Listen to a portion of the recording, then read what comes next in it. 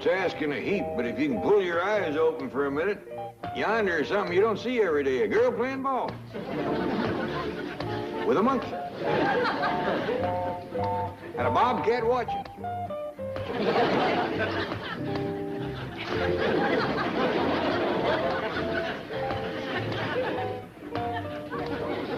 Sorry, old timer. I reckon what you was dreaming had it beat. Skipper's getting good, ain't he, Paul? He is for a fact, Ellie. Can we try out for the Dodgers? But I don't hardly think...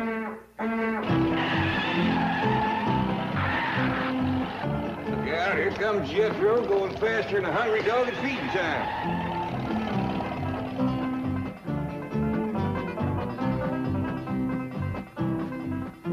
What's your hurry, Jethro? It's time for the weather on television.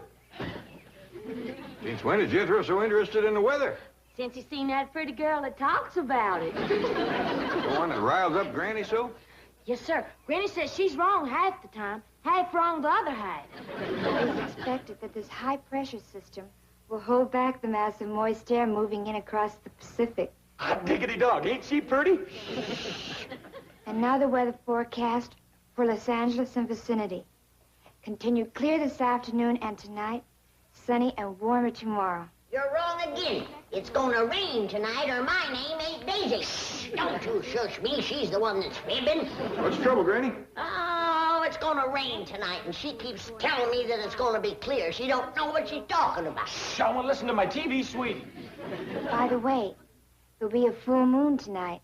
Perfect for a weenie roast at the beach. See you there. You sure will. Hey, Granny, we got any weenies? And now, good night from your weather miss. Weather miss is right.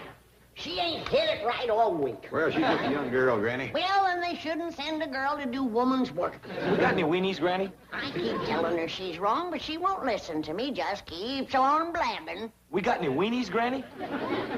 I don't think they can hear you when you talk back to this TV contraption. Well, then why do they keep asking me those questions? Like, are you tired and run down? Does too many suds clog your washing machine? We got any weenies? Yeah, them kind of questions. I don't know about that, but I bet you that weather girl will take it right kindly if you call up and straighten her out. Told her it was going to rain tonight. That is, if you're for positive sure. You get her on the phone. I'll step outside and take a look at the signs once more. Hey, Granny, we got any weenies?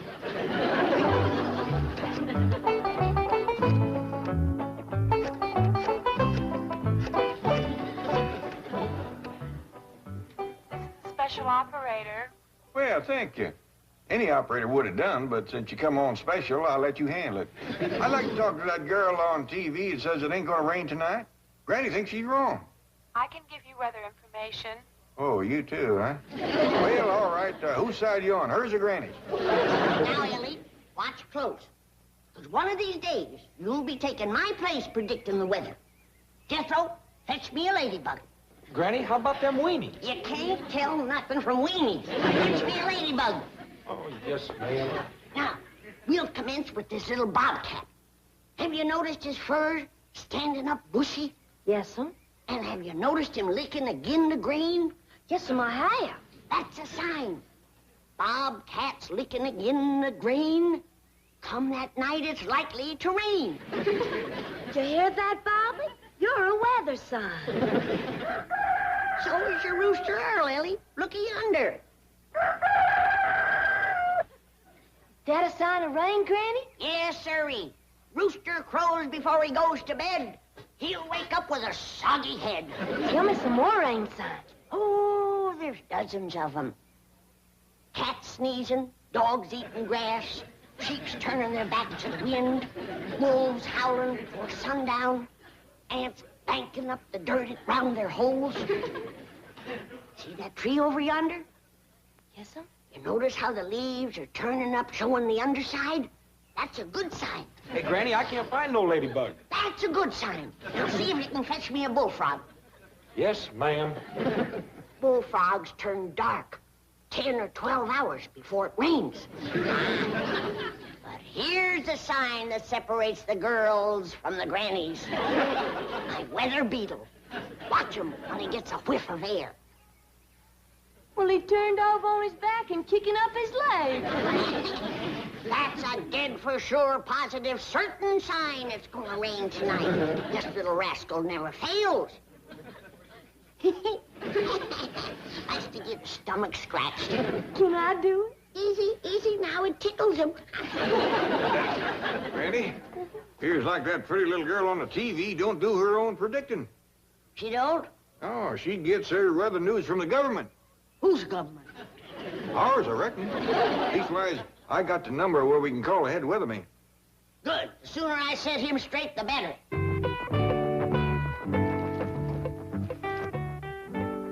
Excuse me, Mr. Addison. The latest teletype dispatches from all stations and photographs from weather satellite Tyros. Weather ship confirms. Satellite photos check. Barometer rising. Weather balloon A-OK. Polar stations ditto. All meteorological observations verified. You have processed these data through the computer? Yes, sir. Here's the electronic projection. Ah, what a shame that this brilliant compilation of scientific knowledge and observation will be interpreted to the public in two simple words. Clear tonight. Lady Washington. Chief Forecaster Addison here. Out of there, this here is Jed Clampett. Are you the weatherman? I am the supervisor of meteorological observation for this area. Oh, well, I was wanting a weatherman. You're speaking to him. I am Justin Addison. Well, shucks, don't feel bad about that. I'm just a Clampett. Oh, well, here's Granny. She wants to straighten you out on the weather tonight. I beg your pardon? Well, you oughta. Telling everybody it ain't gonna be no rain tonight. It's gonna come down in buckets. Madam, you have my assurance. There will be no precipitation tonight. Maybe not, but there's gonna be a whole slew of rain. Madam, you must realize that weather prediction has progressed far beyond the primitive superstitions in which you seem to place credence. It has become a geophysical science, the science of meteorology, with the world our test tube and the limitless reaches of the universe our laboratory. Are you through flapping your trap? Because if you are, I got something to tell you. And what might that be? It's gonna rain tonight. It is not going to rain tonight. I say it is. I say it isn't. And Tyros says it isn't. Well, Cecil says it is. Who the devil is Cecil? My weather beetle. And he can out-predict your Tyros any day. Well, madam, let me tell you about Tyros. As a taxpayer, you have a right to know. After all, you helped pay for him. How much did it cost? Tyros number 7 was activated at a cost of millions of dollars. For a beetle that says it ain't gonna rain tonight? I want my money back. You hadn't ought to yell at him. He's a government man. Fine government man you are. Hey, I bet you can't even find me still. It's a government man. Granny was just funning. She's, hello? Hello? I reckon you throwed the fat in the fire that time. He's liable to come over here and you'll have some explaining to do. So will he. Like what happened to the first 6 beetles we helped pay for. We helped pay for him? Yes, sir. And I want to tell you something, Jed.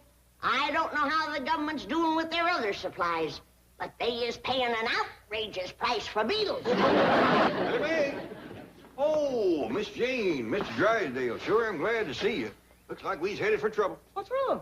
Well, Granny's fighting mad. She wants to take on the whole United States government. Well, that would be a one-sided fight. Yeah, that's why I'm glad you come along. I hope you can stop it before the government gets too rostered around. What precipitated the altercation?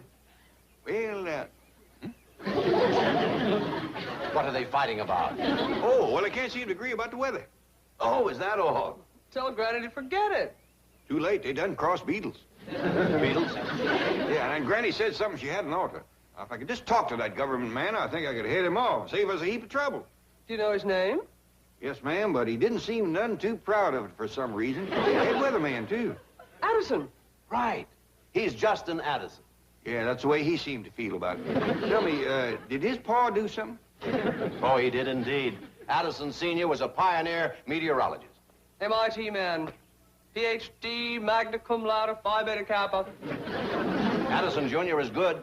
But he's not the man his father was. True. He always lived in the old man's shadow. Yeah, that's the way it happens sometimes. Well, if you'd like to meet him, we'll drive you down to the office and I'll introduce you. Yeah, I sure would appreciate that. Ellie Mae! Ellie, honey, you look after your granny. I'll be back directly. Yes, sir, Pa. Wouldn't want Granny and that weatherman to tie into each other. Hello there, Granny. We'll bring Mr. Clampett right back. Where's it taking you, Jed? Just for a little ride. Well, if you're gonna be out after dark, you better put up your roof. It's gonna rain. Oh, no, it isn't, Granny. We were listening to the weather forecast on the way over. Continue clear this afternoon and tonight.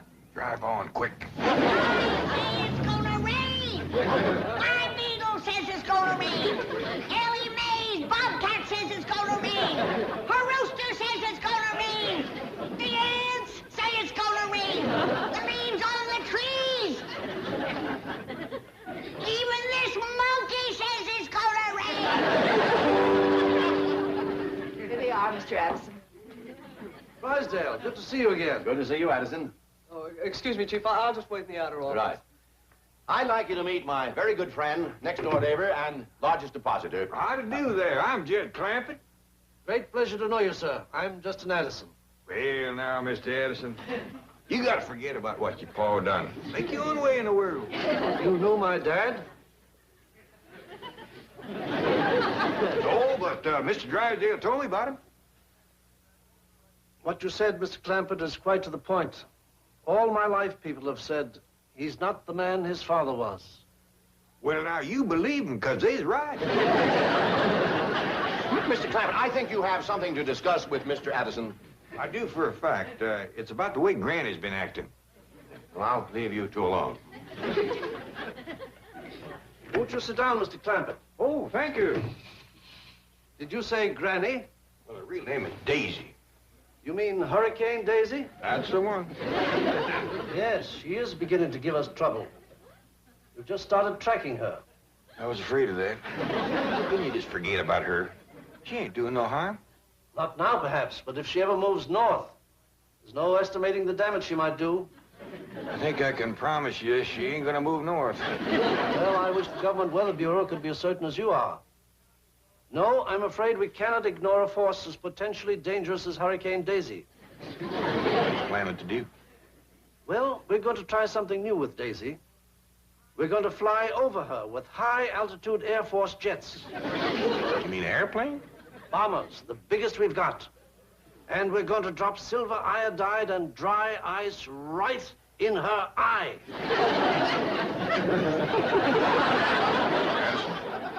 Government or no government, I reckon I can't let you do that. Well, with all due respect, sir, I hardly see how you're going to stop us. Well, maybe not, but I'm gonna do my best. What are you, a hurricane lover? Please, believe me, Mr. Clampett. Daisy is a violent, destructive force. She's unpredictable. She's dangerous. I grant you all that, Mr. Addison, but she's still my mother-in-law. Mother-in-law? The Clampett clan sticks together. Mr. Drysdale!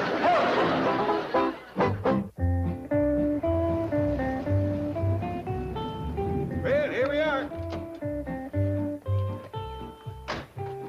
You know, Addison, I'm going to enjoy watching this movie about weather forecasting myself. Yes, well, I hope it will convince Granny.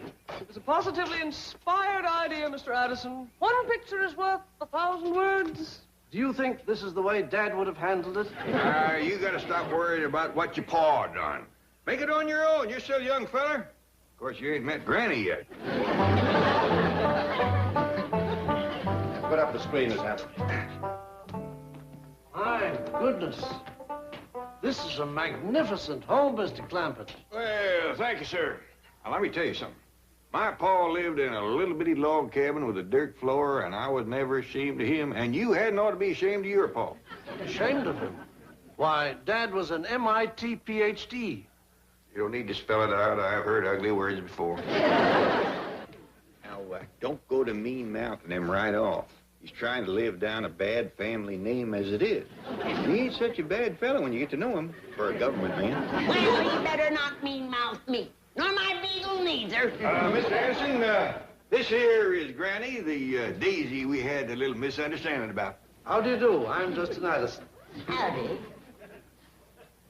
See what I mean? Apologizes every time. Howdy, everybody. Ellie Mae, this here is Mr. Addison. Mr. Addison is my daughter, Ellie Mae. How do you do? Well, just fine, thank you. Mr. Addison is going to show us a movie on weather predicting. Well, fine, Paul. But Granny said she done told me everything there was to know about it. Everything. Well, then just watch for the fun of it. Take seats, everybody. We're about ready to start the picture.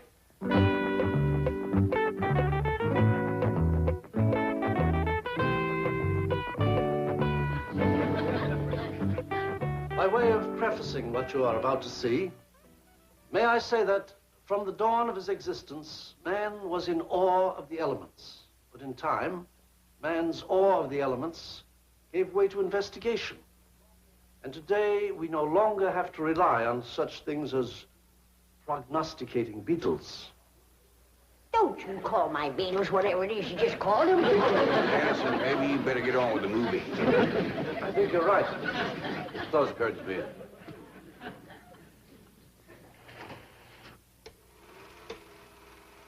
Today, weather reports from every part of the world can be obtained almost instantly, and they are the basis of modern weather forecasting. Because weather on Earth is affected by conditions above Earth, ray-sun balloons are launched into the atmosphere at stations throughout the world. Instead of looking for weather signs, they's playing with balloons. Pressure, temperature, and winds are plotted on map segments, which are joined together to form a large map of simultaneous observations. But a revolution is taking place in forecasting techniques. Electronic computers can analyze data and predict tomorrow's weather map. The frontiers of meteorology have been greatly expanded by the use of tyros. That's a big one. Here you see Tyros 2, 19 inches high, 42 inches in diameter, and weighing approximately 280 pounds. That Tyros may be big, but he ain't half the beetle Cecil is. And here is Tyros atop its launch vehicle, about to be rocketed into space. I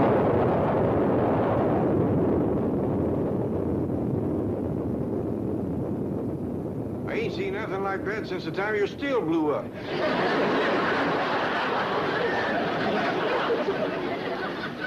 Yes, the modern science of meteorology has removed weather forecasting from the realm of superstition and coincidence, enabling me to say with complete confidence, it will not rain tonight. Well, Granny, what do you think?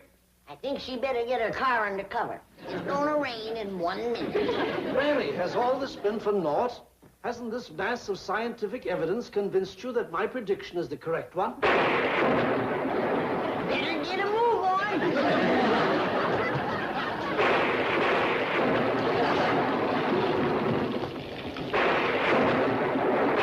Can't happen. It just can't. Well, do you still think your Tyros is better than my Cecil? I don't know what to think. Come and sit down, and I'll give you a lesson in how to predict the weather.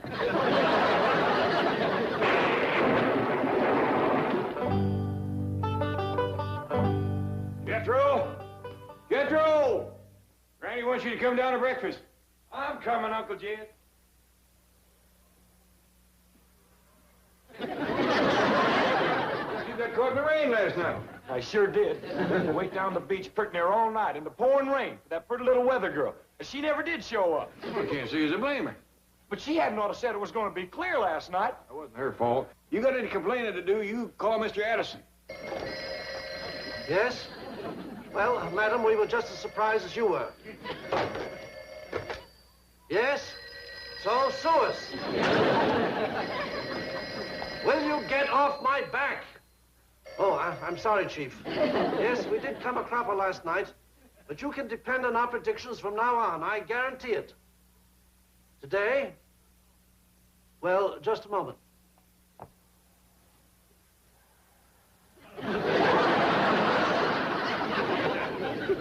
Hello, Chief. All clear today. You can depend on it. How do I know? My beetle isn't kicking.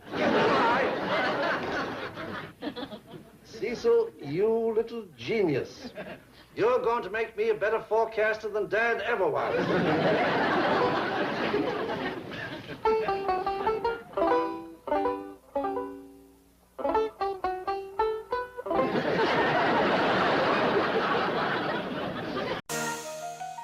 I need you. I need you.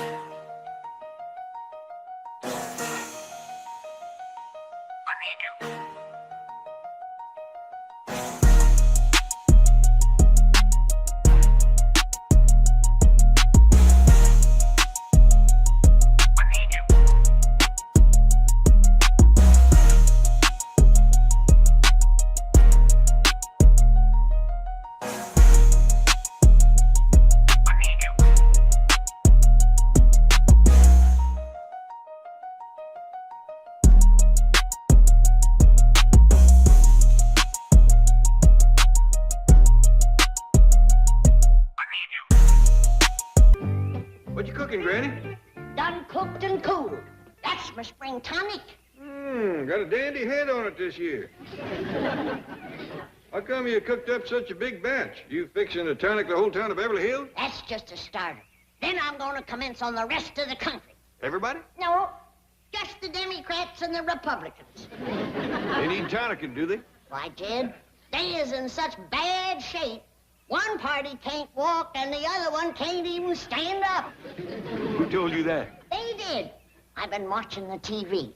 The Republicans claim that the Democrats is dragging their feet. And the Democrats come back and say that the Republicans ain't got a leg to stand on. You got to remember, Granny, come election time, them two parties says a lot of things about each other. That's why I ain't taking no chances. I'm tonicking both sides. I'm glad to see you ain't partial. I'll say this. You get enough of your tonic into them two parties, this country's gonna have one rip-snorting election. That's why I made it extra strong this year. I figured a little have to go a long way. Now go ahead, help yourself. Well, I'll tell you, Granny, you ought to go first. It's your tonic. Yeah. I have been feeling a little stove up lately. Little achy in the joints and not too spry. Well, probably city living. Probably. Well, here's looking at you, Jed.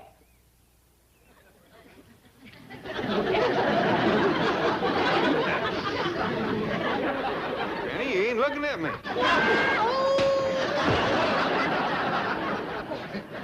Water. I gotta have water.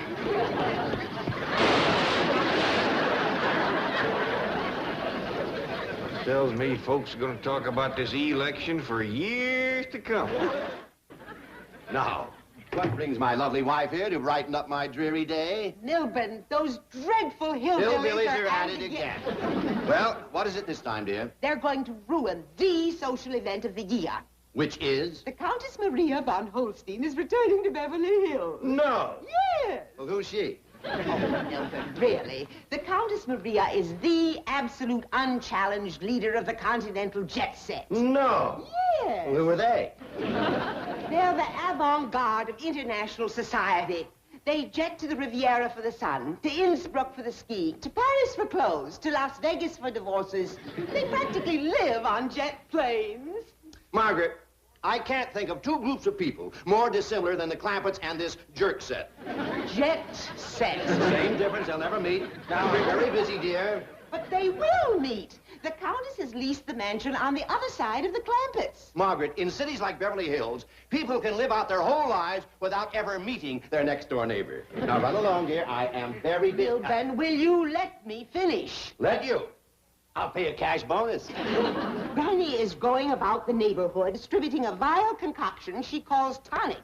She left this at our house. If that little hillbilly witch doctor calls on the Countess, her ladyship may jet back to the continent. If she drinks this, she may jet back without a plane. Begging your ladyship's pardon, but are you quite certain you will be able to walk? Oh, my dear Humphrey, I can fly. Thanks to this magic elixir. This is amazing. I've traveled the world searching for the secret of youth and vitality, only to find it here in this quaint, sleepy little village of Beverly Hills. Are you sure the little gypsy woman who makes this tonic lives here, in this mansion? Yes, madam. Her exact words were, "Howdy, neighbor. Williams lives yonder," and pointed to this house. Oh, well, as one of my husbands used to say, it takes many hounds to make the pack. That was your fifth husband, madam, the Earl. Oh, yes, charming man. You know, Humphrey, I may marry again, possibly an American this time.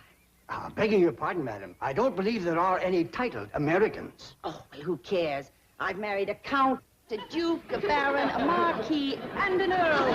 This time I want a man with red blood in his veins.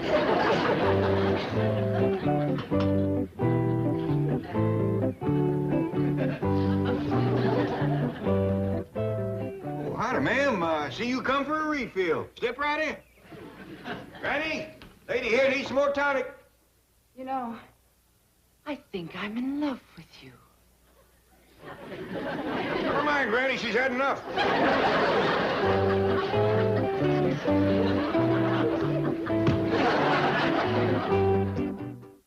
To the best of my recollections, we ain't even met before. I reckon you got me confused with somebody else. Who's she, Jed? Somebody wanting tonic? Yes, yes, and make it a double this time. Now, hold on, Granny. Don't worry, Jed. I know that look. She'd been over-tonicked. Leave the room. Oh, shucks, Granny. Boy, do what your granny said. Always gets thrown out. I'm gonna get married and have my own house and throw other folks out. Get her setting down, Jed. I'll fetch some catnip tea. That'll work again the tonic. Won't you set a spell, ma'am? Yes.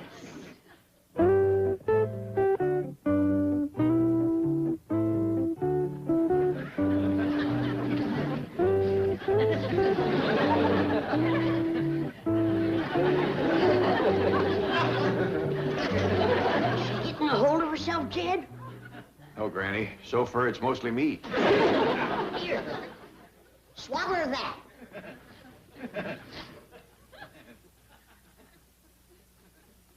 Granny, I reckon you better commence cutting your tonic for city folks.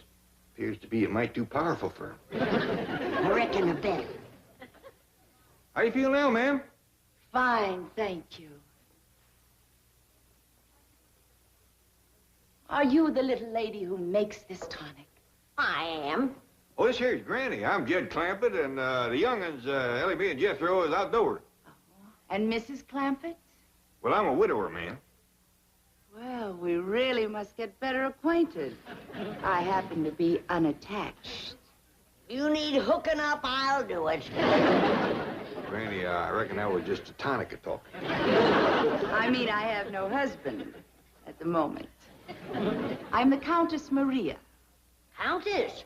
Yes. My last husband was an earl. Oh, well, I got a cousin that pretty near married to Earl. Really? Yeah, Earl Scruggs, you know him? No, I don't believe so. Maybe you know his partner, Lester Flatt. No. Well, they's on the Grand Ole Opry. Oh, opera stars. Yeah, down there with Minnie Pearl. Do you know her? I'm afraid not. How about the Duke of Paducah? No, I don't. I know several dukes, but not that one. I've just had a perfectly marvelous idea. I'll give a huge party so that your friends and my friends can get acquainted. And so can we. Well, that's mighty neighborly of you, Miss Countess. Or is it Ms.? Just call me Maria. Granny, instead of champagne, may I serve your tonic? Well, I don't know, Marie. Oh, please, it'll simply make the party. What do you think, Jed? Well, Granny, why not? You was figuring on tonic in the whole town anyway. Save you a heap of walking pushing that wheelbarrow. Serve it blowing from a fountain into a huge punch bowl. We'll call it the Fountain of Youth. Granny! Granny, Mrs. Drysdale dumped your whole kettle of tonic into the cement pond. What? All of it? Yeah, must have been 15, 20 gallons. Who is this Mrs. Drysdale? Why, why she's the meanest, orneriest, no good, low down. Now, Granny, you see, ma'am, Miss Drysdale is high society. Her husband is president of the Commerce Bank, and she never has cottoned us living next door. I'll fix her. Please, Granny, let me have that pleasure. I know just how to deal with these so-called high society women. You won't hurt her, will you, ma'am? I promise you I won't lay a hand on her. You did what? I dumped the entire mess into their swimming pool. Margaret. Sit down and listen to me.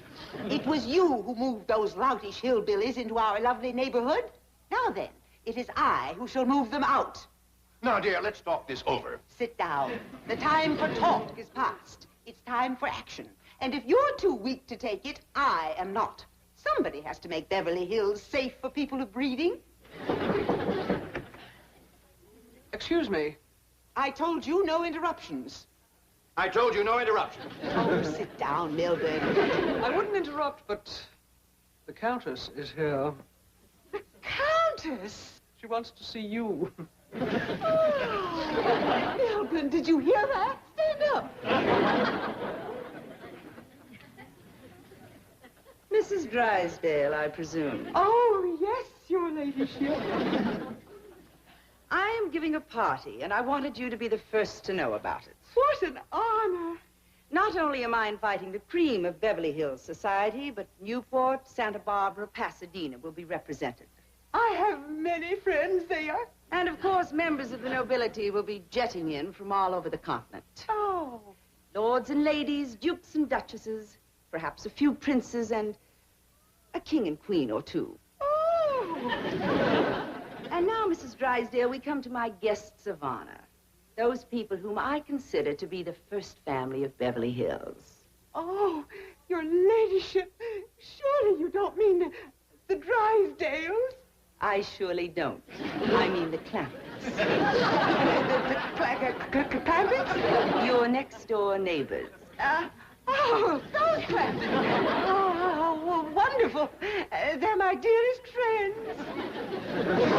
Really? What a shame you're not invited to the party. Good day. Oh, but, Countess, your ladyship, surely that's not your last word? No, my last word is this. If you ever tamper with another drop of Granny's tonic, I shall buy Beverly Hills and exile the both of you. Oh, but, your countessship. So that's what did it. She likes Granny's tonic.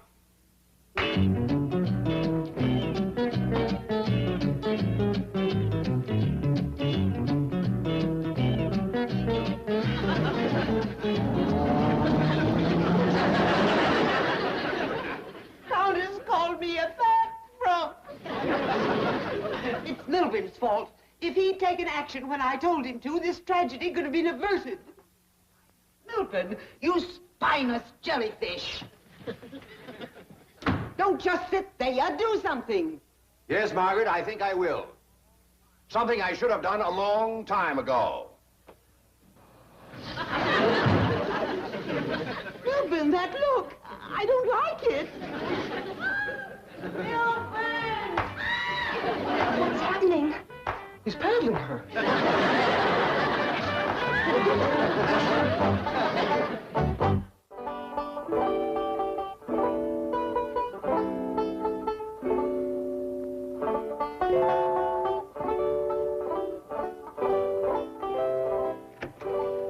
Oh, there you are, Uncle Jed. Hey, listen, can I...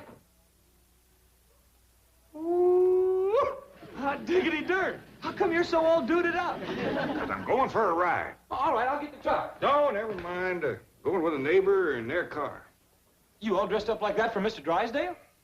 It ain't Mrs. Drysdale I'm going with. Mrs. Drysdale? Jethro, why don't you set up your granny's kettle so she can make another batch of tonic? Well, Granny can't make no more tonic.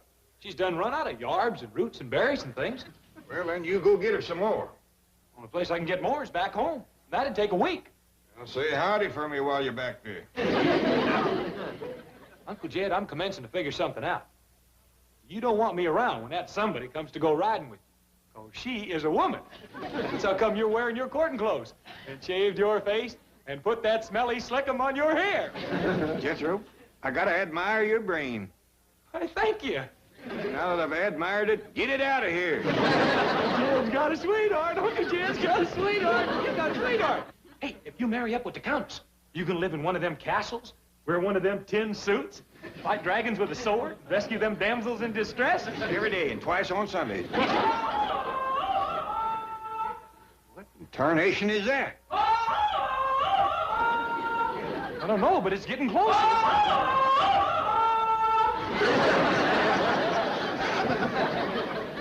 Jethro, come here. Yeah, boy, Miss Jean called you. I know, but she's got a kind of funny look in her eye. Yeah, I've seen that look before.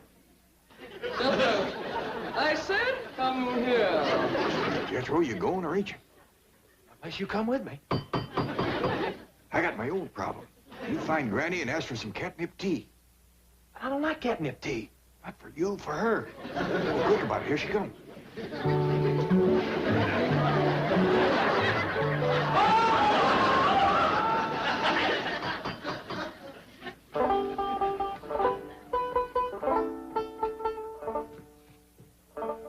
Oh, howdy there, soldier. I thought you was the Countess. Her ladyship is waiting. Well, reckon his manship is ready. You guard the Countess, do you? No, sir. I drive her. Driver? Yes, sir. I have driven the Countess since childhood. 35 years. Well, you better let up.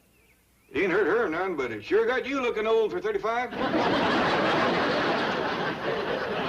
Mr. Clampett, how handsome you look. Excuse me, ma'am, but you ain't been on a tonic again, have you? Oh, no, I've sworn off till the party. Now, where would you like to go? Oh, I ain't choicey. It's all the same to you, ma'am. Could we take out after him and bring him back? Why, of course. Humphrey, catch those two immediately. I'll do my best, your ladyship. No, not on foot. We'll go in the car. Thank you, ma'am. Wonderful man, terribly devoted. You wouldn't believe how old he is. I do find it hard, ma'am. Now, don't cry, Tommy. I know you're hot in your woolly coat. Here's some nice cool water for you. Ellie Mae, did you set up my kettle again? Well, yes, Granny. You fixing to make up some more tonic for the Countess's party? I'm afraid I can't, child. Ain't got no more yarbs. But as long as my kettle is set up and the firewood is ready, I'm gonna cook up a great big batch of chitlins for the winding. I reckon you best move there, little fella. The smoke from that fire is gonna blow right over here. And a little baby like you... Ellie Mae, what's this kitten been drinking? Well, just a little water out of the cement pond, Granny.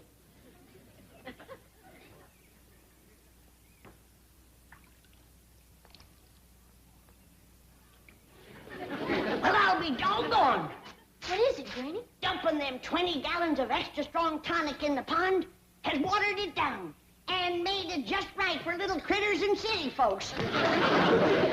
Melvin, must I go up there and humble myself to Granny? No, you can have another paddling instead. I'm going up.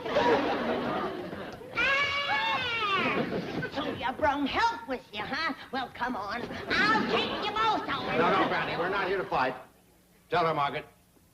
I'm here to eat crow. Well, you're out of luck, sister. I'm cooking chitlins.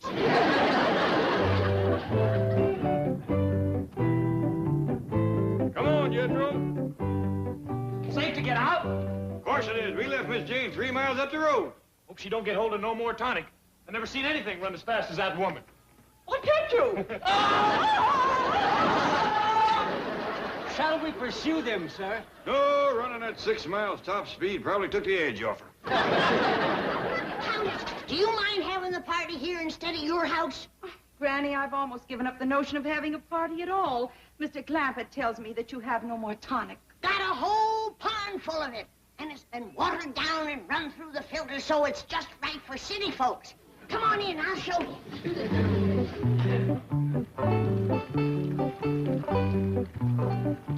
Oh, what a magnificent spot for a party. We can have hundreds of guests. And you've got the fountain of youth, too, just like you wanted. Folks can just pass by and fill their glasses. Looky here. Ain't that pretty? Here, Countess, try one. You too, old soldier. May I, your ladyship? Oh, I think it will do you a world of good, Humphrey. Thank you, your ladyship. You're most kind. Don't call him an old soldier, Granny. He's just a little past 35. To your husband, madam. Which one? The next one. Oh, thank you, my dear Humphrey. Oh, your ladyship. I'm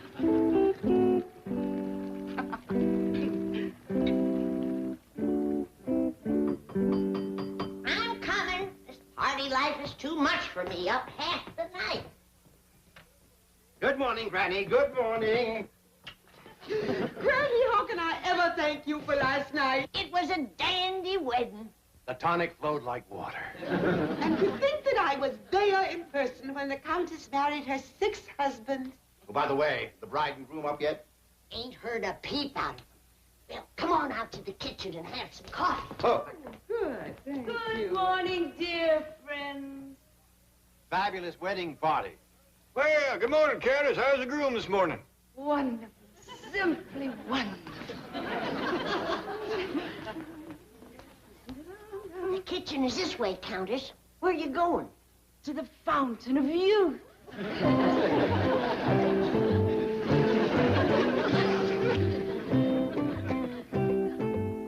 Yonder comes the groom, and your tonic has sure done wonders for him. He's commencing to look 35.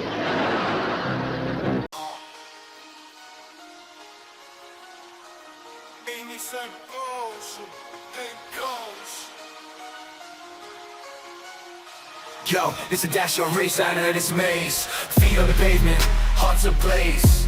Got my mind on the exit, no time to phase. Escape the routine, these endless days. Chasing freedom like it's just a breath away. Dodging shadows in the alleyways. Life's a game and I ain't here to play.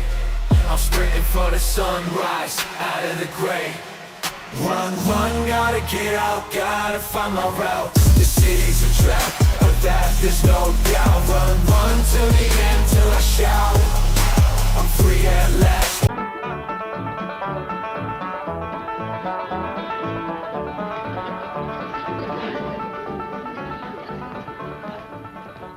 Great galloping bullfrogs.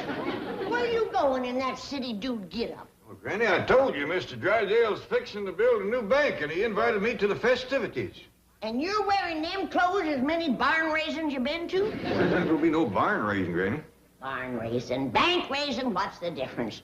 There's dirt to shovel, cement to mix, boards to be sawed and nailed up. You ruin them clothes. Mr. Drysdale's the one that sent me these fancy duds. He wouldn't have done that if he expected me to work in them. You mean you ain't gonna help your neighbor when he's got a building to raise? Granny, I kind of think Mr. Drysdale's going to build this bank city style, hire strangers to do it. When a man has able-bodied neighbors and friends and has to hire strangers to help him, I say the world has took a sorry turn. Hey, Paul, something. He looks like a president or something, don't he, Granny? Yeah, he does bear a resemblance to Jeff Davis.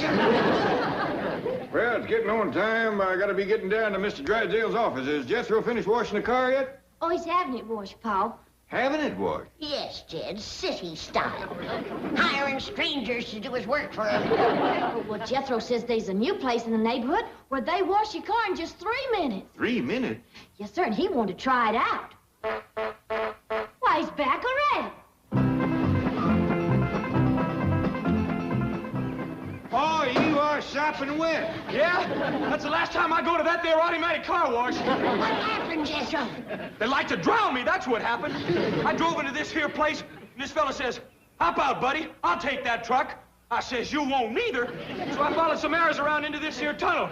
I no sooner got inside, this dad blamed cyclone busted loose. Cyclone? Worser. Why, water commenced to hit me from every direction. Steam shot up through the floor, and wind pretty near blew me off the seat. Did you complain about it, Jethro? Uncle Jed, as soon as I got out of that tunnel, I took off like a scolded dog. Serves you right for not doing the job yourself. Yes, Granny. Ah, shoot! Bless you. Now get into some dry clothes, boy. I'm due over to Mr. Drysdale's office.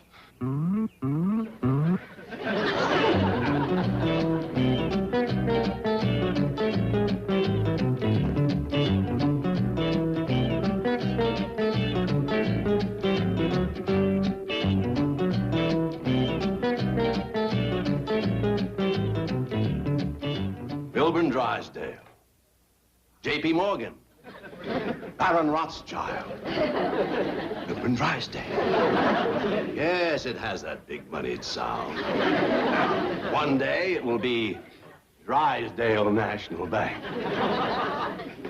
Well, where is J.D. Clampett? There is a financial wizard that I want to meet. He'll be along any minute. You're in for a surprise, John. To talk to him, you'd think he was a big old hillbilly who doesn't know the difference between a tax-free municipal bond and a Dow Jones stock average. All the time, that shrewd mind is going like an electronic computing machine. He must be fabulous. I hear that less than 2 years ago he was broke.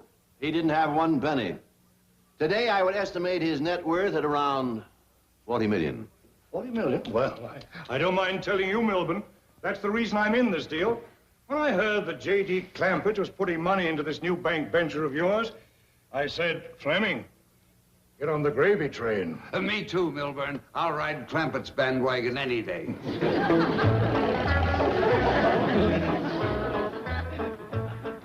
Oh, Jethro, you want to come in and say hello to Miss Jane? Oh, no, sir, Uncle Jed. She might take to chasing me again. I'll wait here. Oh, did you bring along one of them tickets the policeman give us for parking here? Oh, yes, sir. I got a $5 one. How long can you park here for that? Well, there's a gadget down the street that says parking is 10 cents an hour. So, let's see. 10 cents goes into $5. That's 500 cents. 1 into 5 is 5. Naught into naught is naught. Bring down the 5 and the naught. And then bring down the extra naught. Subtract naught from naught, and naught from naught, and 5 from 5. Doggy, you sure can cipher. Thank you, Uncle Jed. This here is what you call long division. Now, I got a naught, naught, and naught down here, and a 10 up yonder. Now, all I got to do is put the 10 into the 3 knots and bring down the decimal point. I ain't got long enough for long division. I don't want to keep Mr. Drysdale waiting. Well, all I got to do is put the 10 into the 3 knots and figure out where the decimal goes. Well, you figure it out and park here your $5 worth. If I ain't back by then, you ask the policeman to give you another ticket. Remember to say please and thank you. Folks appreciates good manners in the young. Yes, sir. Well, how about a toast to the new bank? I'm for that. To the Drysdale National... Oh, the new Commerce Bank. Doggone it, Milburn, where is J.D. Clampett? I had hopes of getting some tips on the market from him before the stock exchange closes. Me too. I want to ask him about grain futures. Well, forget it, boys. J.D. Clampett knows nothing about the market. I do all his investing for him. Don't you wish you were that smart? I'll bet Clampett throws away better information than I pay my market analysts for. Well, here is to J.D. Clampett, the lone eagle of finance.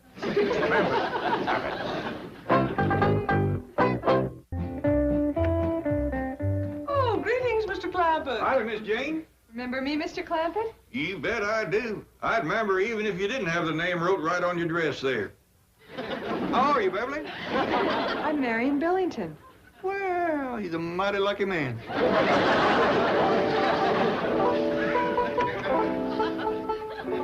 Oh, say, Granny wanted to send along some of her crawdad dip. We went to every market in Beverly Hills, and would you believe it? They ain't a crawdad to be had. And they call this a modern city.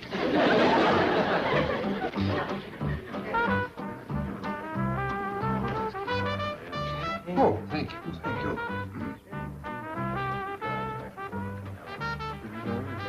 Excuse me, Milburn. We'd like to ask J.D. a question. Now, John, I told you, you boys aren't going to get anything out of Mr. Clampett. Oh, just one question.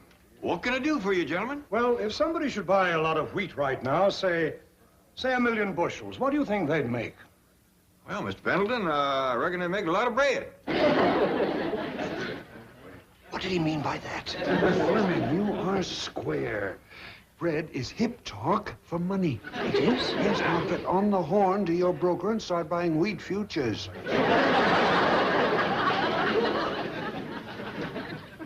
That's a mighty big piece of ground, Mr. Drysdale. Is your new bank going to cover that whole field? Oh, no. Just a little portion of it. We'll be right in the middle of a huge development. Compared to some of the new buildings, our bank will be quite small. Hors d'oeuvres? No, thank you. No, thank you, ma'am. Mr. Clampett, what was that again you were trying to buy in the market? I thought I'd tell my boss so he could get some. Well, that's crawdad. Crawdad? Just common crawdad. You can't get it in the market out here? That's right. They don't seem to know about it yet. You tell your boss to buy all that he can get his hands on. He'll make himself a heap of money. Thank you, I will. Oh, that's great. Good. Said New York? Ned Lantini. Give me that phone.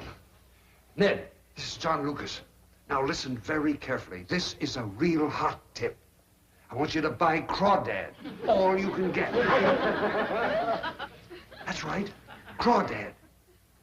So what? A few years ago, nobody ever heard of Xerox. Hello, Ned. Fleming again. Buy me some of that crawdad, too. What?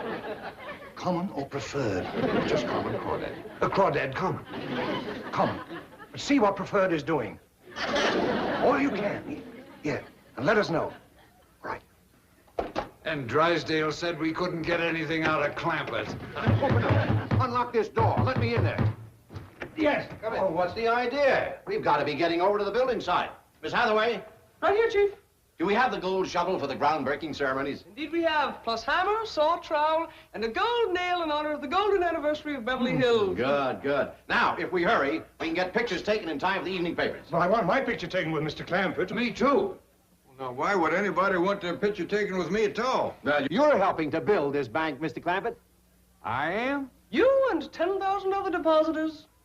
With one little shovel? Oh! Chief, will you be wanting me to go with you to the groundbreaking ceremonies? No, you stay here and look after things. Like to ride with me, Mr. Clampett? Well, no, thank you. I got Jethro waiting. I got a stop to make. Well, see you all at the bank raising. All right, gentlemen, we're ready to go. Bank raising. See how casually he takes building a new bank? Well, maybe we'd be that casual if we had his money. And we will have, now that we've cornered the crawdad market. Who's trading in crawdad? I'll take all the crawdad I can get. I want crawdad. Who's trading? Crawdad. Knot into knot is not. 5 into knot is not. Knot into 5 is... Head for home, Jethro. Oh, our parking time ain't up yet. Head for home anyway. I gotta get into working clothes, get some tools in this truck. Well, what for? I'm gonna help Mr. Drysdale build his bank. Hey, is that going to be like barn raising back home? Yep, Granny was right. Only it's gonna be bigger than any barn raising. There's gonna be 10,000 people pitch into this job. 10,000 people? That's what Uncle Jeb told me. I ain't never seen that many people in all my life. Well, me neither. Well, that's one of the reasons we come home first. It take you too long. Figured you wouldn't want to miss a sight like that. But, Jed, ain't they just gonna get in each other's way? There's a good chance of that, Granny, especially with the pitiful few tools they got. You load our tools on the truck, Jethro? Oh, yes, sir, Uncle Jed. Well, come on, let's get going. Oh, wait a minute, Jed. Don't you think that we ought to tote along some victuals and a jug or two, like we always do to barn raising? Sound like a good idea, Granny. Jethro, snatch that pot of grits and jowls off on the stove and fetch it out to the truck. Yes, ma'am, Gran. Ellie Mae, you draw off a jug of my new rheumatism medicine. Yes, Granny. Granny, Mr. Drysdale is going to be right obliged to you. He was serving some little glasses of cider down to the office, but the stuff had done turned. Left it work too long, huh? I tell you, it had gassed up something awful. You gotta know the right time to tap a keg of cider. He had that little Beverly caterer serving victuals. That's the little girl that Jethro is so sweet on. Yeah, but she's gonna marry somebody else. No. Oh, it's all for the best. She'd have starved Jethro to death in 2 days. That woman serves as skimpiest helpings I ever did see. You don't say. Sandwiches no bigger than your thumbnail. And you know what kind of eggs they eat? What? Fish eggs. Fish eggs? She called them caviar. Little bitty things. Mess up 'em on a cracker or look for all the world like a charge of soggy buckshot. Did the folks eat them? Granny, you wouldn't believe the way them city folks was putting away fish eggs and sour cider. Mr. Drysdale ain't gonna have his bank put up in a hurry with them kind of victuals. Put it in the back of the truck, Jethro. Yes, sir. Now, them's victuals that I call stick to your ribs. We'll save them for the hardest workers. Good idea, Granny. Let her roll, Jethro. We're late for the barn raising. Bank raising? Yeah. We're just about ready to go on the air, Mr. Drysdale. Look, Mr. Clampett isn't here yet. We can't start without him. Well, I'm afraid we'll have to. This is a direct broadcast, and my cue comes up in 30 seconds. All right. I'll stretch my speech. What do you suppose happened to Clampett? He's probably on the phone to his stockbroker. Yeah, trying to find out who cornered the crawdad market. Honored guests, citizens of Beverly Hills, ladies and gentlemen of Radioland. 210 years ago, our forefathers made their way west from Pasadena into what is now Beverly Hills. And they built the first crude 40 and 50 room mansions, some of which still stand. These brave people were seeking freedom in the wide, open spaces.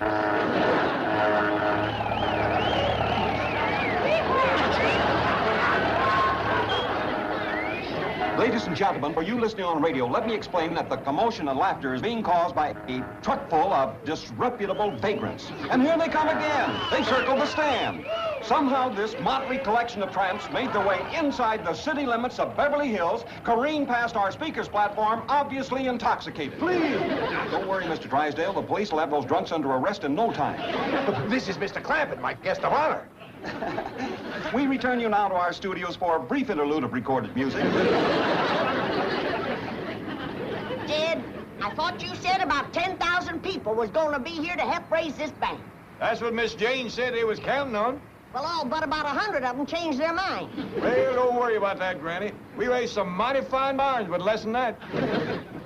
Who's this goomer comer? We're back on the air again, ladies and gentlemen, from the site of the Newcomers Bank. Can't say as I know, Granny, but it looks like he lost a bulb out of his life. It's now my honor and privilege to bring you an interview with one of the leading citizens of Beverly Hills, Mr. J.D. Clampett. Mr. Clampett, I wonder if we might have a word from you, sir. Howdy. Is that all you have to say? It's all I can get into one word. I didn't mean it literally. You see, Mr. Clampett, you're on the radio. Oh, I'm sorry. I thought it was just a pile of lumber. What I mean is, Mr. Clampett, when you talk into this microphone, thousands of people are listening in their homes. Why ain't all you good-for-nothing loafers out here to help raise this bank? We return you once again to our studio for another brief interlude of recorded music. Hey, Granny, you know something? I've been all over this place, and they ain't got no victuals. You hungry, Jethro? Well, heck no. Well, then stop worrying. When you get hungry, there's a whole pot full of grits and jowls on the truck. Not no more. That's why I ain't hungry. Hey, Paul, they want you to come over and get your picture took. I don't care if I get my picture took, Ellie. I'll just sit here till they commence work. Well, they better come in, for the sun's going to set on them. That's for sure. Ain't more than about 2 good working hours left. Hey, Paul, there's commencing now. Look, Mr. Drysdale's going to shovel.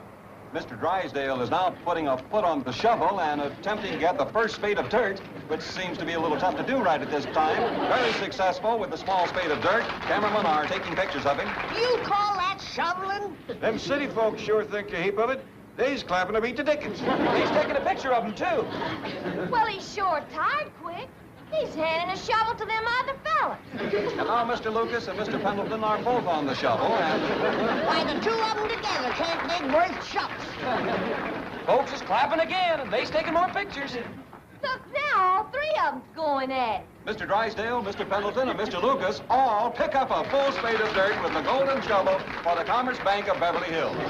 Did you see that, Jed? Pitiful, just pitiful. They better figure on building this bank without a cellar. Well, it looks like that's what they're going to do. Mr. Drysdale's leaving with the shovel. Goodbye, goodbye.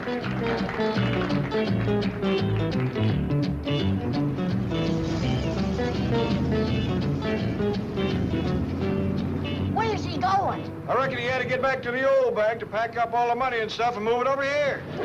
All the rest of his friends helping. I bet you we can build his new bank before he gets back. Well, let's get to it.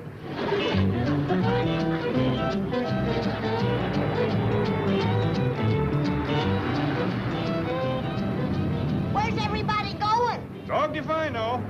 Shame on you, lazy loafers. Come back! Hey, there's a bank to be put up. Come back! You're whistling to the wind, Ellie Mae. Them fair weather friends are scattering like young'uns let out of school. The minute poor Mr. Drysdale back is turned. Well, we might as well go home, too. Now, hold on. Mr. Drysdale finds out about this, it'll break his heart. Well, what can we do, Paul? We can put up his bank for him. That's what we can do. Just us? It'll get dark on us, Jed.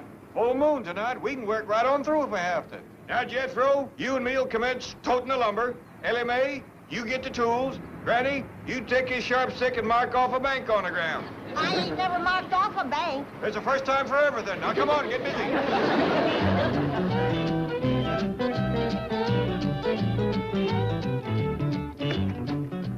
Oh, good morning, Chief. Good morning. How did the groundbreaking ceremonies go? Oh, a little chaotic, but the ground finally got broken. It's going to be a beautiful structure. Yes, I can't wait to see those steel girders start to rise. Well, they should be bringing in the heavy equipment any time now.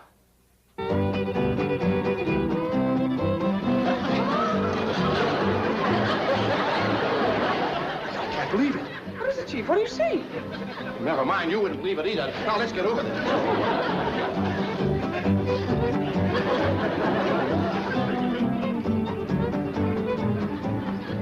Well, Jethro, considering the moon was behind the clouds most of the night, we throwed up a right tolerable barn. A bank. Yeah. Hey, Paul, here's the only piece of lumber out of that whole pile that we ain't used. Well, we had no to waste it, Ellie. I'll tell you what, Jethro, you paint welcome on there, and we'll nail it to the front door right here. Yes, sir. Well, how's things going inside, Granny? Jed, it's a tromp-down hard dirt floor. But by dingies, it's clean.